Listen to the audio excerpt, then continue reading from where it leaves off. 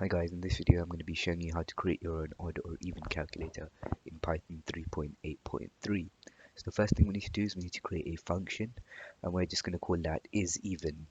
Alright, and that function is going to take in one argument, which I will just call x.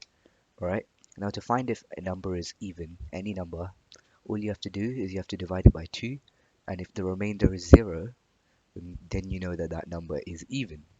So then what we're going to do now is we're just going to create an if, and I'm going to say if x, and if the modulus is equal to 0. So if you don't know what this sign is, this is the percent sign, but in Python it's modulus, and modulus is basically the remainder operator.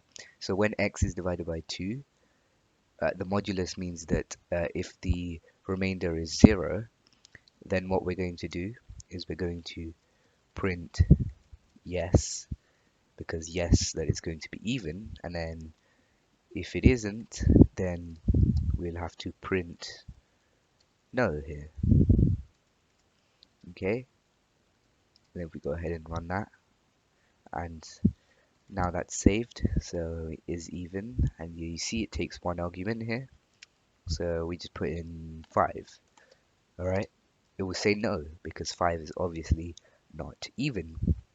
If you try that with a bigger number here, 1 2 3 4 5 6 7, so that is obviously not even because the last digit is odd.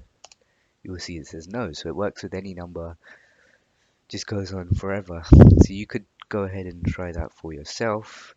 It's just this code over here is a very simple code.